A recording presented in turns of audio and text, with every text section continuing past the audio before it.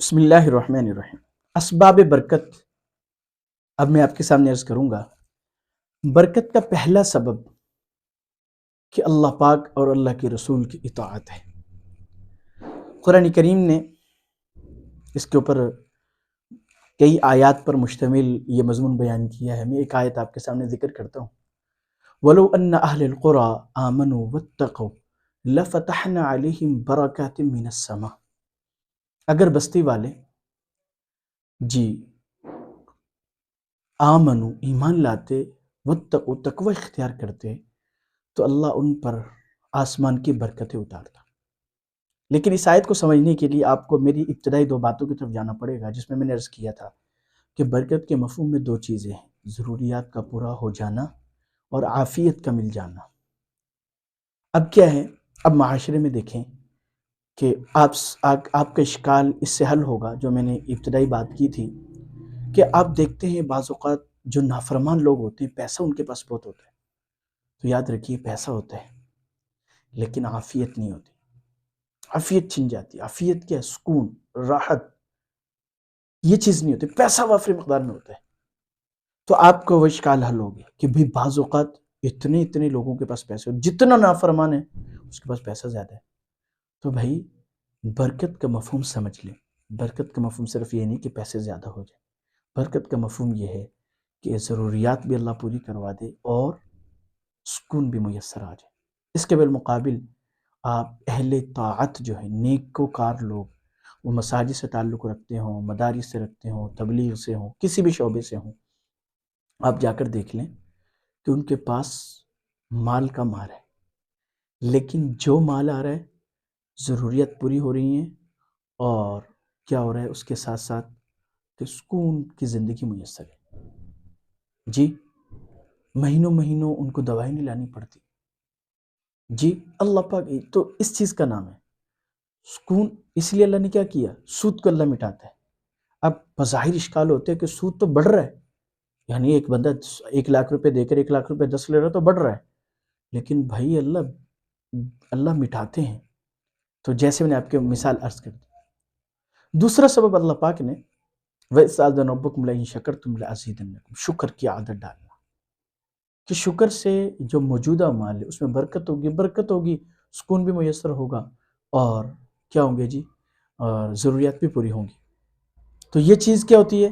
یہ بھی اب شکر میں لوگ زبان سے تو کر لیتے ہیں، لیکن شکر میں ایک چیز یہ بھی داخل ہے، اہم مفہوم ہے اطاعت۔ تو اس لیے شکر تبھی ہوگا جب اطاعت ہوگی۔ تو شکر کرنے کی زبان سے بھی عادت ڈالنا یہ بھی برکت کا سبب ہے، لیکن مکمل شکر کیا ہوگا؟ جب بندہ اطاعت کرے۔ تیسرا سبب سنت کا اہتمام، سنت کا مسنون دعائیں ہوں، جی آپ علیہ الصلوۃ والسلام کی سنت ہو، کیونکہ آپ علیہ الصلوۃ والسلام کی سنت ایک خوبی رکھتی ہے۔ وہ کیا؟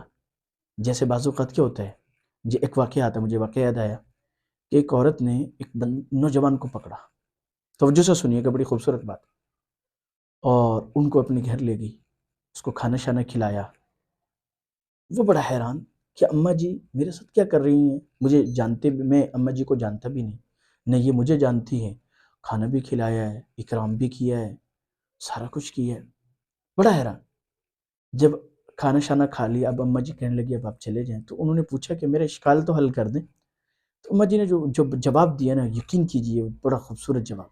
اماں جی کہنے لگی کہ بیٹا اصل میں میرا جو اصلی بیٹا ہے وہ تمہارے شکل سے ملتا جلتا ہے، اور مجھے اپنے بیٹے کی یاد بڑی آ رہی تھی، اس لیے چونکہ تمہاری شکل اس سے ملتے جلتی، اس لیے میں نے تمہیں بلا کر، تمہیں کھانا کھلا کر اپنے دل کو تسکین بخشی۔ اللہ، سمجھ رہے ہیں مشابہت کی اہمیت ہے۔ سنت کیا ہے؟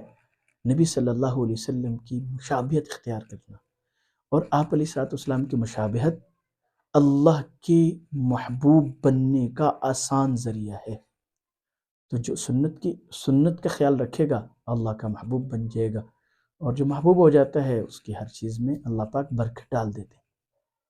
جیسے ایک مثال سے عرض کرتا ہوں، ایک بندہ گھر میں داخل ہوتا ہے، دعا پڑھتا ہے، تو شیطان اپنے چیلوں سے کہتا ہے یہ ہم رات کو نہیں رہ سکتے کیونکہ اس نے اللہ کا نام لے لیا، اور اگر کھانا کھاتے وقت بھی اللہ کا نام لے لے تو شیطان کہتے ہیں کھانے کی بھی کوئی گنجائش نہیں، کیونکہ اس نے اللہ کا نام لے لیا۔ اور جو بندہ گھر میں داخل ہوتے وقت اللہ کا نام نہ لے، اور کھانا کھاتے وقت تو شیطان بھی اللہ کا نام نہ لے، تو شیطان کہتا ہے رات گزارنے کی بھی جگہ آ گئی ہے اور کھانے کی بھی جگہ ہمارے پاس میسر ہے، تو بے برکتی ہے، یعنی برکت کو۔ اسی طرح چوتھی چیز ہے، اس کو اسی میں شامل کر لیجیے، دعاؤں کا اہتمام۔ دعائیں مضبوط ہتھیار ہے انسان کا، مسلمان کا۔ دعاؤں کا اہتمام جو ہے وہ ہمارے لیے برکت کا سبب ہے۔ الحمدللہ الذی اطعمنا وسقانا وجعلنا مسلمین، سو کر اٹھ رہے ہیں الحمدللہ الذی احیانا بعدما اماتنا والیہ النشور۔ تو اس لیے ان اسباب، اور بھی اسباب ہیں، بہرحال مختصراً عرض کر دیے، ان اسباب کو اختیار کیجئے، ضرور انشاءاللہ تعالی گھر میں برکت ہوگی اور خیر و برکت کا ذریعہ بنیں گے۔ جو بے برکتی کے اسباب انشاءاللہ ان کو پھر میں کسی وقت ذکر کروں گا۔ اللہ پاک ہمیں جو کچھ کہ اس پہ عمل کی توفیق عطا فرمائے۔